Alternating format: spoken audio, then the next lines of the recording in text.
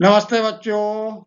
आज हम उपसारणिक शाखंड त्रिभुज का क्षेत्रफल आदि को जानने का प्रयास करेंगे एवं प्रश्नावली 4.3 व 4.4 से संबंधित कुछ प्रश्नों को हल करेंगे ताकि आपकी तैयारी और भी अच्छे से हो सके। यही हमारा प्रयास है। तो आइए हम आज शुरुआत करते हैं सबसे पहले त्रिभुज के क्षेत्रफल से। आइए बच्चों, आज हम त्रिभुज का क्षेत्रफल अर्थात एरिया ऑफ अ ट्रायंगल सारणी की मदद से किस प्रकार से ज्ञात करते हैं इसको समझने का प्रयास करें। एक त्रिभुज जिसके शीर्ष बिंदु x1 y1 x2 y2 तथा x3 y3 हो, उसका क्षेत्रफल व्यंजक 1/2 ब्रैकेट में x1 कोष्ठक में y2 minus y3 plus x2 bracket में y3 minus y1 plus x3 bracket में y1 माइनस y2 द्वारा व्यक्त किया जाता है। अब इस व्यंजक को हम सारणी के रूप में लिखेंगे। तो डेल्टा बराबरी से हम लिखेंगे 1/2 x1 y1 1 x2 y2 1 x3 y3 1। तो इस सारणी का यदि हम प्रसार करेंगे तो ये व्यंजक हमें वापस मिल जाएगा। अतः अब हम जब प्रश्न को हल करेंगे अर्थात हम त्रिभुज का क्षेत्रफल ज्ञात करेंगे, तब हम अब इस सूत्र का या इस व्यंजक का उपयोग न करते हुए हम सारणिक का उपयोग करना प्रारंभ करेंगे। आइए अब हम कुछ महत्वपूर्ण बातों की ओर ध्यान दें। जैसा कि आप जानते हैं कि क्षेत्रफल एक धनात्मक राशि होती है, इसलिए हम सदैव सारणिक का निरपेक्ष मान लेते हैं। यदि क्षेत्रफल दिया हुआ हो और गणना के लिए हमें सारणिक का धनात्मक और ऋणात्मक मान दिया हुआ हो तो हमें दोनों मानों का प्रयोग करना चाहिए। 3 से एक बिंदु दिए हुए हो उस समय हमें याद रखना है कि त्रिभुज के क्षेत्रफल के स्थान पर हम 0 लिखेंगे। आइए बच्चों, हम अब उस त्रिभुज का क्षेत्रफल ज्ञात करें जिसके तीनों शीर्षों के निर्देशांक दिए हुए हैं। तो निर्देशांक दिए हैं 2 7 1 1 10 8। हमें त्रिभुज का क्षेत्रफल ज्ञात करना है। तो त्रिभुज का क्षेत्रफल बराबरी से 1/2 x1 y1 1 x2 y2 1 x3 y3 1। आइए हम इसको सरल करें। तो 1/2 x1 y1 के स्थान पे हम लिखेंगे 2 7, x2 y2 के स्थान पे हम लिखेंगे 1 1 और x3 y3 के स्थान पे हम लिखेंगे 10 8। तो 2 7 1 1 1 1 10 8 1। हम इसका यदि प्रसार करना चाहते हैं तो हम सारणी के गुणधर्म का उपयोग करेंगे, अर्थात हम R2 को यहाँ पर रिप्लेस करेंगे R2 माइनस R1 की सहायता से, एवं R3 को हम रिप्लेस करेंगे R3 माइनस R1 की सहायता से। तो हमें मिलेगा 1/2 2 7 1 प्रथम पंक्ति के अवयव है तो त्यों का त्यों लिखेंगे। 1 में से हम 2 घटाएंगे -1 मिलेगा। 1 में से हम 7 घटाएंगे तो -6 मिलेगा। 1 से हम 1 घटाएंगे तो हमें 0 मिलेगा। 10 से हम 2 घटाएंगे तो 8 मिलेगा। 8 से हम 7 घटाएंगे तो हमें 1 मिलेगा और 1 से हम 1 घटाएंगे तो 0 मिलेगा। तो इस प्रकार से हमने गुणधर्म का उपयोग करते हुए तृतीय स्तंभ में 2 शून्य लेकर के आ गए। अब हम इसका प्रसार करेंगे।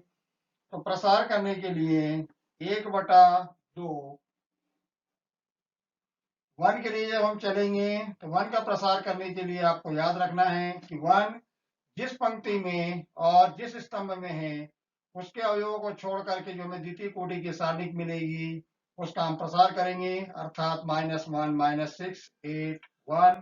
तो -1 से हम 1 का गुना करेंगे तो हमें मिलेगा -1 और 8 से -6 का गुणा करेंगे तो मिलेगा -48। इसे हमें घटाना है, यहाँ पर हो जाएगा +48। और यदि हमें शून्य की बात करें तो इस शून्य के साथ हमें काम करने की बिल्कुल आवश्यकता नहीं है, क्योंकि हमें जो भी द्वितीय कोटि की सारणिक मिलेगी और यदि उसको हम हल करेंगे, शून्य से गुणा करेंगे तो हमें शून्य ही मिलेगा। आइए इसको हम सरल कर लेते हैं। तो ये मिलेगा हमें यहाँ पर 1/2। सरल करने पर हम यहाँ देख रहे हैं कि 48 में से 1 जाएगा तो यहाँ बचेगा ये 47। और इसे यदि हम चाहें तो लिख सकते हैं कि 2 दूनी 4, 2 तिया 6 और शेष हमारे पास 1 बच रहा है, तो इसको हमने लिख दिया 23 नहीं 1/2। क्योंकि हमने क्षेत्रफल ज्ञात किया है इसलिए हम यहाँ पर इसकी इकाई लिख देंगे, वर्ग इकाई। तो इस प्रकार से हमने सारणी का प्रयोग करते हुए त्रिभुज के तीनों शीर्ष दिए होने पर त्रिभुज का क्षेत्रफल ज्ञात कर लिया और त्रिभुज का क्षेत्रफल हमें मिल गया यहाँ पर 23 सही 1/2 वर्ग इकाई। आइए अब हम प्रश्नावली 4.3 के प्रश्न नंबर 3 के पहले को हल करें, जिसमें शीर्ष के निर्देशांक दिए हुए K0, 40, 02 और त्रिभुज का क्षेत्रफल दिया हुआ है 4 वर्ग इकाई। त्रिभुज का क्षेत्रफल हमने नोट कर दिया यहाँ पर 4 वर्ग इकाई। अब हम लिखेंगे इसके बाद सूत्र, और त्रिभुज का क्षेत्रफल बराबरी से 1/2 x1 y1 1 x2 y2 1 x3 y3 1। आइए अब हम मान भर दें। तो त्रिभुज के क्षेत्रफल का मान दिया हुआ है 4 वर्ग इकाई, तो यहाँ 4 भर देंगे, बराबरी से 1/2। x1 y1 के स्थान पे हम लिख देंगे K0, x2 y2 के स्थान पे लिख देंगे 40 और x3 y3 के स्थान पे लिख देंगे 02। तृतीय स्तंभ के अवयव को हम ज्यों का त्यों नोट कर देंगे। इसको हम सरल करेंगे, तो सरल करने पर हमें मिलेगा 2 चौको 8, बराबरी से आप देख रहे हैं यहाँ पर कि द्वितीय स्तंभ के 2 अवयव शून्य हैं, अतः इस सारणी का प्रसार करने के लिए हम द्वितीय स्तंभ के अनुदिश चलेंगे और प्रथम स्तंभ द्वितीय स्तंभ के हम प्रथम अवयव को देख रहे हैं कि प्रथम अवयव इसका शून्य है और शून्य के लिए हमें हल करने की आवश्यकता नहीं है और इस शून्य के लिए भी हमें हल करने की आवश्यकता नहीं है। यदि आप साइन लगाना चाहते हैं तो जैसा कि आपको पता होना चाहिए कि शून्य जो है वो प्रथम पंक्ति में है और द्वितीय स्तंभ में है, अतः इसका साइन यहाँ पर माइनस आएगा। और यदि इसका साइन लगाना चाहते हैं तो यहाँ पर साइन आएगा प्लस में, क्योंकि ये द्वितीय पंक्ति में है और द्वितीय स्तंभ में है। 2 की यदि हम बात करें तो 2 हमारे पास में ये तृतीय पंक्ति में है और द्वितीय स्तंभ में है, अतः i प्लस j का मान यहाँ पर विषम है, तो विषम होने के कारण 2 का साइन माइनस में आएगा। और इसके साथ हमें जो द्वितीय कोटि की सारणी जो मिलेगी वो मिलेगी K4 1 1। आइए इसको हम यहाँ पर नोट कर दें, तो K1 4 1। इसको हम आगे सरल करें, तो सरल करने पर हमें मिलेगा 8 बराबरी से -2। K से हम गुणा करेंगे 1 का तो K मिलेगा, 4 से 1 का गुणा करेंगे तो हमें 4 मिलेगा।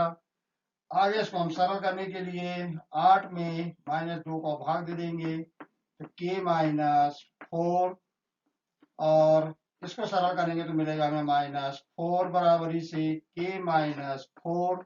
दोनों तरफ -4 है तो हमने ये देखा कि K का मान हमें मिलेगा 0।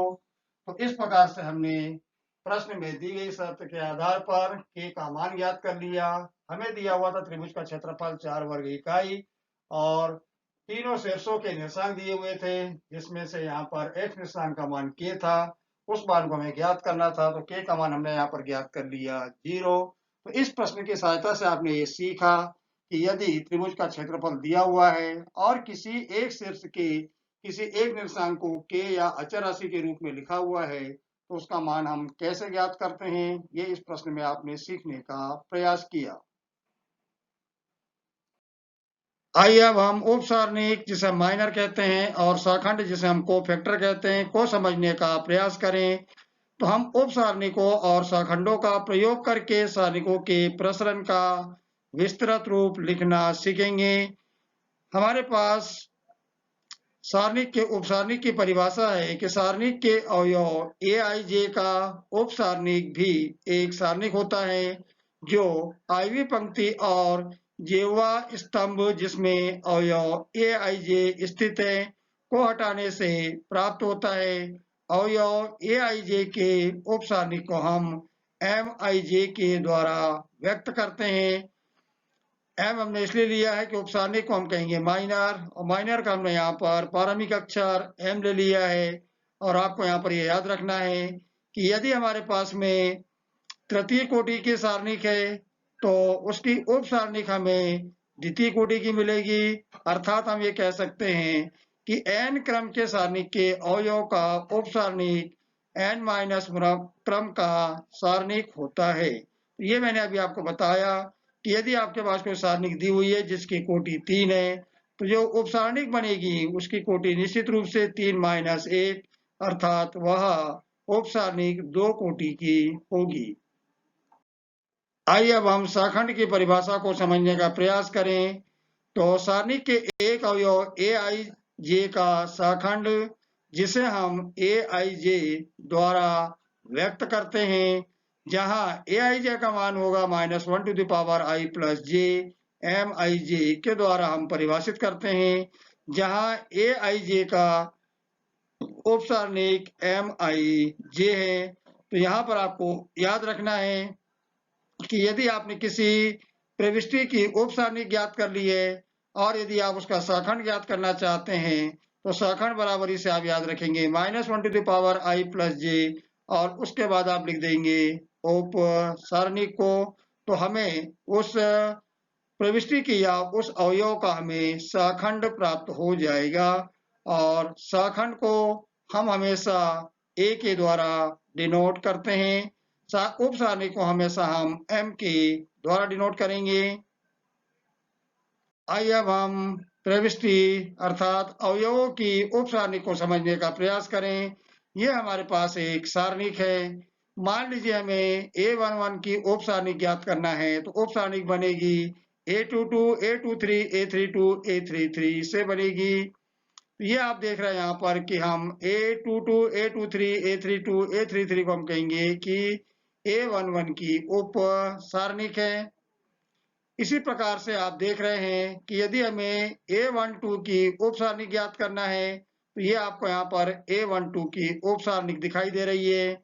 यानी a12 जिस पंक्ति में और जिस स्तंभ में है उसके अवयवों को छोड़ करके शेष अवयवों से जो सारणिक बनेगी उसे हम कहेंगे अवयव a की उप सारणिक।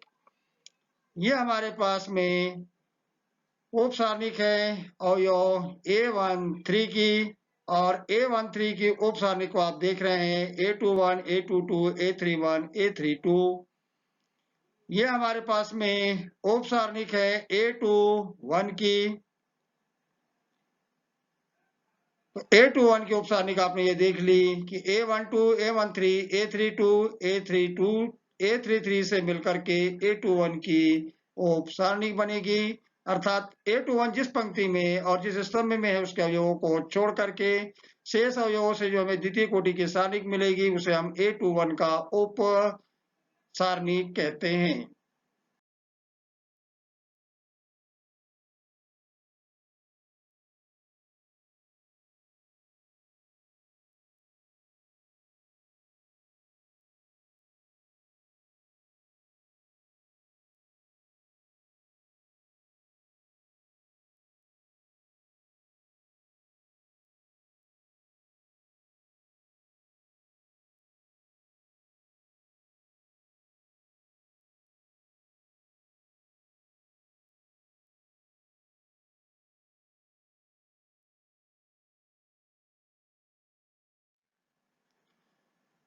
आइए अब हम A22 की उप सारणी को समझने का प्रयास करें। तो ये आप देख रहे हैं यहाँ पर कि हमें A22 की जो उप सारणी ज्ञात करना है, तो A11, A13, A31, A33 से A22 की हमें उप सारणी मिलेगी। अब हम A23 की उप सारणी ज्ञात करना चाहते हैं, तो ये आपको दिखाई दे रही है कि A11, A12, A31, A32 से A23 की उप सारणी बनेगी। अब हम ज्ञात करना चाह रहे हैं A31 की सारणी। तो ये आपने यहाँ पर A31 की सारणी देख ली। ये आपने यहाँ पर A32 की सारणी देख ली। अब हम देखेंगे A33 की उप सारणी। तो ये है हमारे पास में A33 की उप सारणी, और आइए इसको हम यहाँ पर M33 के रूप में लिख करके इसे और लिख करके बता दें।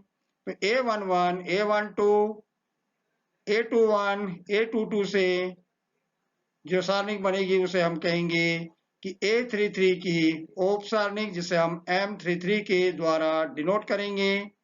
तो ये आपको यहाँ पर दिखाई दे रही है M33 की उप सारणिक। पहले प्रश्न को हल करें, जिसमें हमें बिंदुओं 1, 2 और 3, 6 से होकर गुजरने वाली रेखा का समीकरण ज्ञात करना है। हम यहाँ पर तीसरा बिंदु लेके चलेंगे। माना कि रेखा पर स्थित बिंदु रेखा पर स्थित बिंदु एक्स वाई है। ये हमने तीसरा बिंदु लेकर के चल लिए। हम यहाँ लिखेंगे सूत्र। त्रिभुज का क्षेत्रफल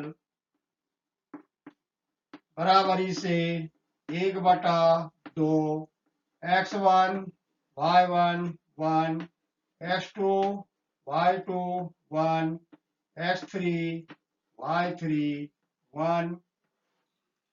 क्योंकि हमारे ये तीनों ही बिंदु सरेख है, एक ही रेखा में स्थित है, तो निश्चित रूप से क्षेत्रफल का मान यदि हम ज्ञात करेंगे तो 0 मिलेगा।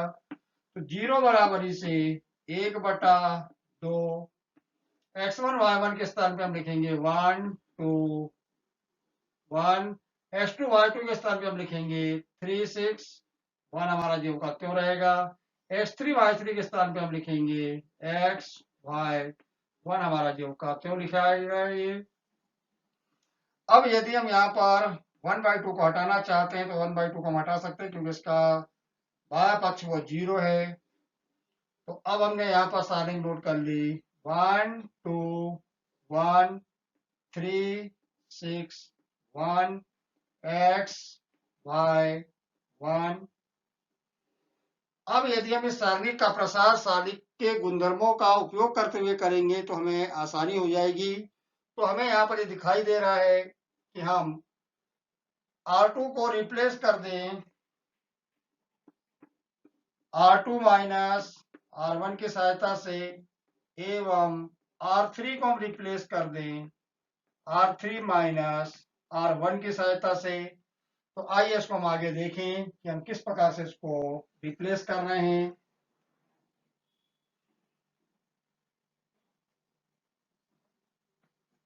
आप जैसा कि देख रहे हैं कि 3 में से हम 1 घटाएंगे तो 2 बचेगा, 6 में से हम 2 घटाएंगे तो 4 बचेगा, और 1 में से हम 1 घटाएंगे तो 0 बचेगा। क्योंकि हमने प्रथम पंक्ति में कोई संक्रिया नहीं लगाई है, अतः इसके अवयव जो के त्यों रहेंगे। 3 में से 1 घटाने पर हम यहाँ पर लिखेंगे 2, 6 में से 2 घटाने पर लिखेंगे यहाँ पर 4, यहाँ पर हम लिखेंगे 0। 1 में से हम 1 घटाएंगे तो यहाँ मिलेगा हमें x माइनस 1। y में से हम 2 घटाएंगे तो यहाँ पर हम लिखेंगे y माइनस 2, और 1 से हम 1 घटाएंगे तो यहाँ पर हम लिखेंगे 0।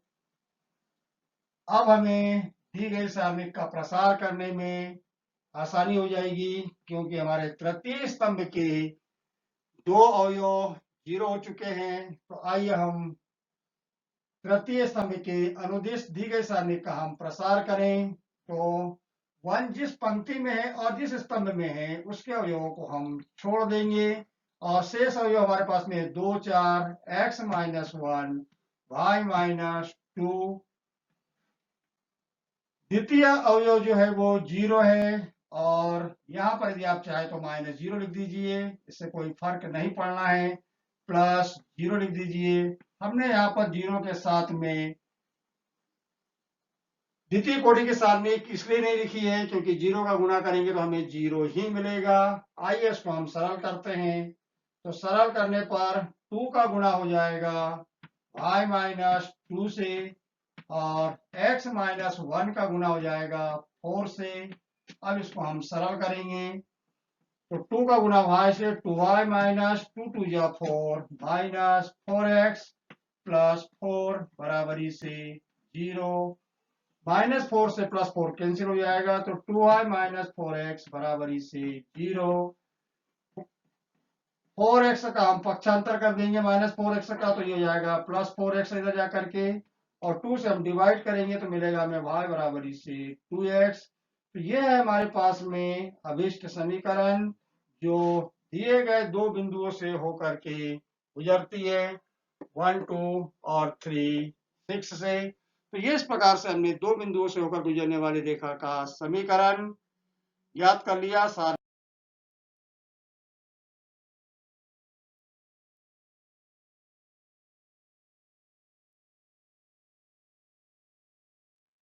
आइए बच्चों, अब हम उदाहरण नंबर 21 को हल करें।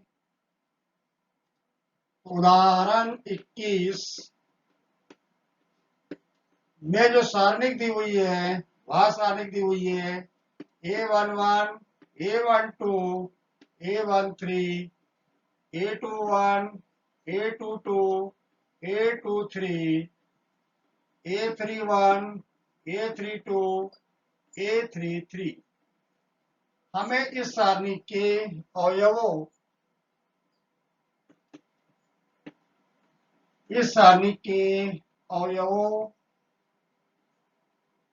A11 व A21 की उपसारणिक एवं सहखंड ज्ञात करना है। तो आइए हम कैसे इसको ज्ञात करेंगे, इस पर हम चर्चा करें। क्योंकि हमें अवयव A11 की उपसारणिक ज्ञात करना है, तो A11 की उपसारणिक के लिए हम ये देखेंगे कि यह अवयव किस पंक्ति में और किस स्तंभ में है। तो A11 प्रथम पंक्ति में है और प्रथम स्तंभ में है, तो इसके अवयवों को छोड़ करके जो हमें द्वितीय कोटि की सारणिक मिलेगी वह कहलाएगी A22, A23, A32, A33। यदि हम इस सारणी का प्रसार करना चाहें तो हम पूर्व में सीख चुके हैं कि सारणी का प्रसार करने के लिए हम सबसे पहले गुणा करेंगे A22 का A33 में। तो यहाँ गुणा आएगा A22 गुना A33 माइनस A32 में गुणा हो जाएगा A23 का। तो ये इस प्रकार से हमने यहाँ पर A11 की उप सारणी ज्ञात कर ली, और इस उप सारणी का प्रसार करने पर हमें मान ये मिल जाएगा। अब यदि हम A11 का सहखंड ज्ञात करना चाहते हैं तो A11 का सहखंड ज्ञात करने के लिए हमें यहाँ पर थोड़ा सा परिवर्तन करना है। हमें ये देखना है कि A11 कहाँ पर स्थित है। तो जैसा कि आप जानते हैं कि A11 प्रथम पंक्ति में है और प्रथम स्तंभ में है, तो यहाँ पर हम लिखेंगे -1 to the power 1 + 1, और इसके साथ में A11 की उपसारणिक जिसे हम M11 कहते हैं, इससे हम इसको प्रदर्शित करते हैं। तो यहाँ जाएगा M11, और A1 का सहखंड को हम कहेंगे A11, कैपिटल A लिखेंगे, इसके आगे हम 11 लिख देंगे, और इसको जब हम सरल करेंगे तो हमें मिलेगा यहाँ पर M11, क्योंकि इसको जब हम सरल करेंगे तो साइन हमें यहाँ पर प्लस मिलेगा, और A11 का जो मान है वो हो गया यहाँ पर M11, और M11 का मान हम निकाल चुके हैं। तो आइए इस मान को हम यहाँ पर लिख दें। A22 A33 minus A32 A23। ये इस प्रकार से हमने यहाँ पर A11 की उपसारणिक भी ज्ञात कर ली और A11 का हमने खंड भी ज्ञात कर लिया। अब इसमें हमसे ये कहा गया है कि अब आप A21 की उपसारणिक ज्ञात करिए और A21 का आप खंड भी ज्ञात करिए। तो आइए हम दूसरे अवयव की बात करें। तो दूसरा अवयव हमारे पास में आ रहा है अब यहाँ पर A21। तो हमें A21 की उपसारणिक ज्ञात करना है। तो निश्चित रूप से यहाँ पर द्वितीय कोटि के सारणिक के अवयव में परिवर्तन आएगा और वो क्या परिवर्तन आएगा, आइए उसको हम देख लें। तो A21 जिस पंक्ति में और जिस स्तंभ में है उसके अवयवों को छोड़ करके हमें शेष अवयव जो मिलेंगे वो मिलेंगे A12, A13, यहां से मिलेगा हमें A32 और यहां से मिलेगा हमें A33। ये इस प्रकार से हमने ज्ञात कर लिया इसको। आइए अब हम इसका प्रसार कर लें और इसको हम नाम देंगे इसकी उपसारणिक को M21। गुणा करना आप जानते हैं, प्रसार करना आप जानते हैं। तो A12 गुना हो जाएगा A33 माइनस A32 गुना हो जाएगा A13। अब हमें यहाँ पर A21 का सहखंड ज्ञात करना है। तो A1 का सहखंड ज्ञात करने के लिए हम इसका स्थान देखेंगे। तो ये दूसरी पंक्ति में है और पहले स्तंभ में है। तो यहाँ लिखेंगे हम 2 + 1। M11 के स्थान पे अब हो जाएगा यहाँ पर, हम क्योंकि बात कर रहे हैं A21 की, तो यहाँ पर आ जाएगा M21 और ये भी हमें यहाँ पूरा चेंज करना पड़ेगा।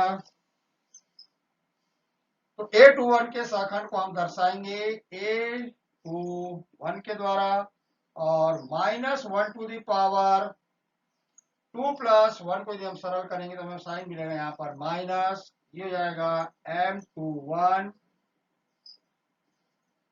माइनस M21 का मान हम निकाल चुके हैं। तो आइए इस मान को हम यहाँ पर रख दें। तो A12 A33 minus A32 A13।